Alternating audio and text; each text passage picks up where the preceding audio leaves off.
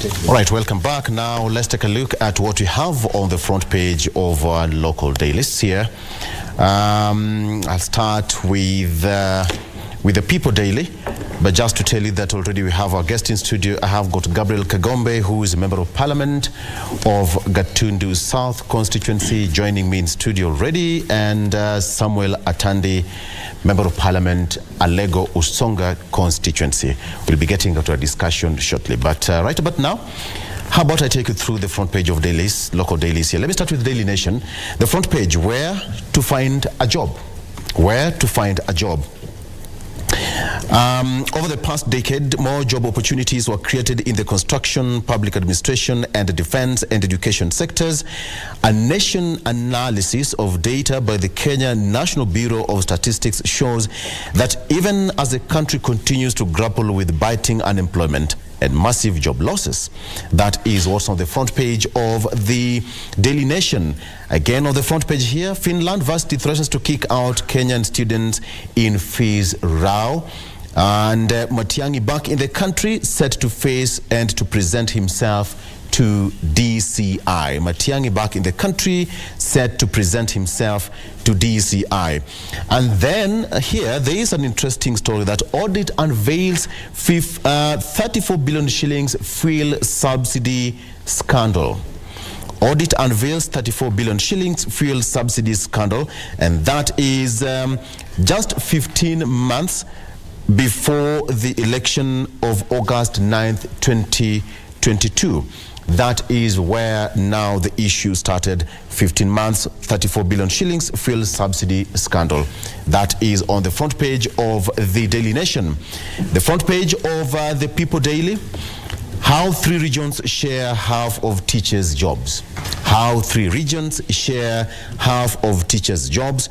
A cohesion team audit reveals shocking disparities on tutors hiring in report, even as employer defense self saying that individuals from some regions were not interested in the posts. You can take a look there at the statistics fleshed out there for you on the front page of the People Daily. Again, on the front page, Matiang'i returns home to face his accusers. Matiang'i returns home to face his accusers. That is on the front page of the People Daily. And on the Star newspaper, Ruto Maja plan. Why Musalia and Weta are jittery. Why Musalia and Weta are jittery. ANC and rebuffs UDA overshares, says that party won't merge now or anytime in future. That is on the front page of the Star newspaper again. And Gachagua takes 24 billion shillings scandal to Uhuru's doorstep. Gachagua takes 24 billion shillings scandal to Uhuru's doorstep. He was speaking yesterday at a church service, and now he says that soon he'll name the people behind the scandal. Let me take this with you, Gabriel Kagombe. Good morning, first of all. Welcome to the program. Good morning, Victor. Based on what we have on the front page of the Star newspaper, Gachagua takes 24 billion shilling scandal to Uhuru's doorstep. Is this a time to pop the bubble, or is just a legitimate kind of revelation? You know, Victor, we must get to a point where we respect public resources. And what this government envisages is a situation where you will see public resources and you will walk away from it. We have this culture that nothing happens to anybody. You know, when you go to court and the court says that you're convicted, and for you to be a deterrent, for yes, that conviction is a deterrent for you and other people who may not be present before court but are being warned. It's the same thing.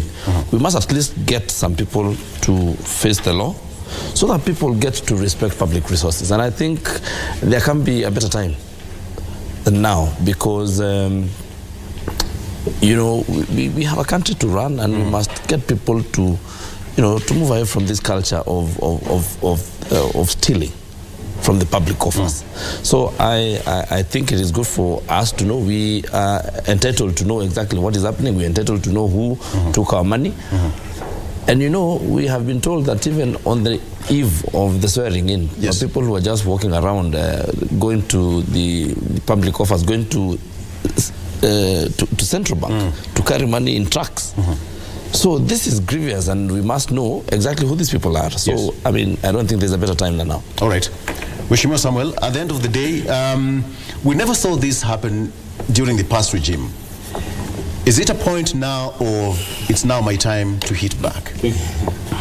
Thank you very much, Victor. First of all, let me begin by saying that this is my first time to appear before this show, appear in this show. Welcome. And also to be here on KBC TV. And I must say that I'm pleased and happy that there's a lot of progress that is going on in this station. And I want to urge the people in charge that I want to congratulate them and tell Kenyans to watch KBC more. Thank you. Also, the staff I can see around well prepared to do the job. And for many years, Kenyans thought that Kenya Broadcasting Corporation is not the leading TV station. I think I want to confirm today that this is a leading TV station, and I will be coming more and more if you give me the opportunity. Anytime. Secondly, back to the topic of discussion that you just introduced. Victor, I've been in Parliament for the last 5 years. This is my second term. And in my first term, I sat in the Budget Committee. And this time around also, I sit in the Budget Committee. And what I want to say is that I want to urge Kenyans to ignore the Deputy President, Mr. Gachagua, because he doesn't have facts and is playing politics with everything that comes on his way. On this matter of the payments that he's referring to, the payments were legally paid, because for any money to leave Treasury, there's a procedure that is followed for any money to leave. As to whether the money is left, as to what time the money left, even on the day of elections, there was a government in place that was still serving Kenyans. The government was not going to stop serving Kenyans because the election was happening. I want to tell you that the amount of money that he's talking about that were paid impending days to elections. We have gone through these items recently through the supplementary budget, and we have actually cleared 99% of those payments, that they were paid legally, the procedures were followed. Some of those payments were paid for services that were rendered to Kenyans. I have heard them saying that on the question of maize subsidy, that no Kenyans subsidize unga. That is completely false. I have evidence that my constituents ate subsidized unga. On the question that the monies that were paid for subsidizing fuel, you know very well that before this government came into office and before elections, fuel was subsidized. Fuel was subsidized. And Kenyans were able to afford to get affordable fuel. It is only when they took over and removed all these subsidies that Kenyans the cost of living began to rise. So we want to urge Kenyans to ignore one, Mr. Rigathi Gachagua, who is clueless, agendaless, tribal, useless, somebody who should not even hold a public office as Deputy President of the Republic of Kenya. Okay. Mheshimiwa Gakombe, just down there, on the front page of The Nation, what does it say about the fuel subsidy? Audit unveils 34 billion fuel subsidy scandal. You know, I want to tell you, Samuel Atandi here is a member of Parliament for Alego Usonga, and therefore, he must stand by his people. And I don't mean the people of Alego Usonga. I mean the people who have brought him, who gave him the ticket to run. And you know how that happens. I don't want to get into those details.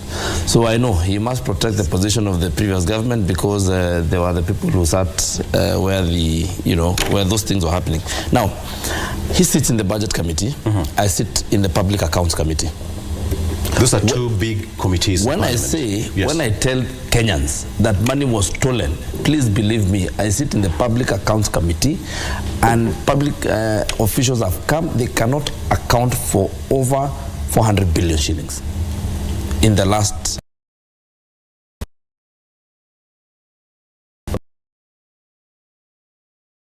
scandal. Is just a drop in the ocean. In the last 1 week, today we are going to be meeting the State Department for Livestock. And already, because I've been going through the papers, already we cannot tell where 6 billion is. All these monies, Atandi will sit here and lie to Kenyans, because, I mean, you know, when politics is done like this, it's very wrong for us to lie to our people who elected us, and we have a responsibility to make sure that public resources are protected. Now, when you tell Kenyans that there's no money, that everything was paid, so what about this audit query? What are you saying about it? Right. The Auditor General's office is actually at pain because they cannot tell where this country was actually headed. We're saying in the last quarter of, in the first quarter of this fiscal year, we could not account, the government, the Auditor General's office could not account for so much money. So they're asking the people to come and explain, and as we sit in the public accounts like we shall be sitting in this afternoon, and you know now, we look at the expenditure of government in the past year. Yes. We are finding a lot of unaccounted expenditure, a lot of moved expenditure where this money was allocated for this and then it went to pay something else. And we're finding now situations where people cannot exactly say where that money was spent. And we're finding now even expenditure that was outside the law. When you look at it, you can clearly say that this expenditure went towards politics. If you listen to the Member of Parliament for Logo Soka here, he says that he saw maize subsidy. I can tell you he did not. So it looks like when the areas during campaigns, if your area was deemed to be supporting this side of the government or this side of the election, then the subsidy was taken there. Yes. I can tell you that I come from Gatundu South. Nobody saw. We're just here, and the millers, most of the millers are in Nairobi and around here. We did not see one bag, 1 kilo of that subsidized maize, not once. So I do not doubt what my colleague here is saying, but all that goes to say is that probably this money was taken to be used politically, and that is the trend we are seeing, and that is what we were saying. We must get to a point where we respect public resources. And whether I support you, I don't support you, I am a Kenyan and I'm entitled to support and services from this government because I pay taxes. Whether I support this side of government or the opposition, wherever I sit, I am entitled to services from the government. It cannot be that because we are deemed to be UDA, then we shall not get access to government subsidy. But if you're deemed to be from a county or from a constituency that is seen to be supporting Jubilee and ODM, then you get subsidy. Okay. Mheshimiwa Tanda, who authorized these payments of the pending bills, as you said? Victor, before I get there, let me educate my brother here. First of all, the audit reports they are going through are audit reports for the financial years 2020-2021. We have not reached at the stage where we are going through the audit reports of expenditures that occurred in the last financial year, which is 2022-2023. Yes. In fact, we have just passed supplementary budget to review what was budgeted in 2022-2023. So we have not gotten to the stage where we are going to looking at those expenditures. And in any case, audit reports does not mean that money is stolen. Audit reports basically checks at how the expenditures occurred, and the Auditor General normally raises queries on how the monies were applied. In most cases, when they sit as Public Accounts Committee and they invite the particular officers that were involved in those expenditures, most of them they come and clarify. Yeah. And you'll find that the audit, in the end, the audit report that they bring before Parliament basically clears the officers, because the Auditor General officers, and this is something we have told them, they are not meticulous, the audit officers. And we have raised this issue with them when they appear before us. So we normally would not like to discuss the audit reports by the Auditor General because until they are approved by the Public Accounts Committee where it sits, in which case they will call the officers to give explanation. Secondly, I have said that there is no money that can be released from government coffers without following procedure. We have laws in the Constitution that permit some of these payments, like the payments that we are discussing here. Are payments that happened under Article 223. Article 223 of the Constitution allows government to spend money which is not in the budget, but as long as within 2 months they have to present those expenditures to Parliament. That happens a lot. Like when we had COVID, when COVID appeared, there was no money that was budgeted for COVID. But the government had to look for resources and spend irregularly out of the budget. Yeah. And then the resources, the budget, the Parliament would be informed and we would then regularize. Like in this case, some of the expenditures that these people are talking about were expenditures that were spent under Article 223. And most of them, as I've told you, we have actually validated all those payments. The only payment which we have not validated is payment in reference to Helios. Okay. The monies that were used to purchase shares in Telco.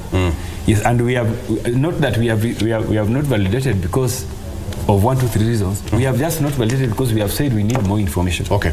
Which by the time we were going through the budget, yes, the information was not with us. Let me cut you short, and we are going to take a break, and we come back, we are going to delve deeper into that. But before that, let me give you what's on the front page of the Standard. Matiang'i flies back to DCI EACC storm.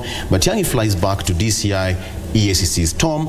Former Interior Cabinet Secretary jetted back into the country and is expected to honor summons to explain to investigators a source of his wealth and why he raised an alarm over a raid that never was. That was on the front page of the Standard here. And of course, the drought situation in the country is also on pictures here. You can take a look. We have got several rivers now running dry. Government to name officials who stole billion shillings. That is again on the front page, as was said by Deputy President Rigathi Gachagua. And finally, executives in town for peer forum. That is on there. Safaricom board silent as CEO's term nears end. That is on business. All right. Right about now, let's take a break, and when we come back, we are going to get more on the details as what is happening and what the Deputy President said. And now, there is now a case where political parties in the UDA Kenya Kwanza are being told to fold and form one alliance. How is it going to pan out? So far, we have got Ford Kenya ANC saying that they are not going to fold shop and join Kenya Kwanza. More after this break. Stay with us.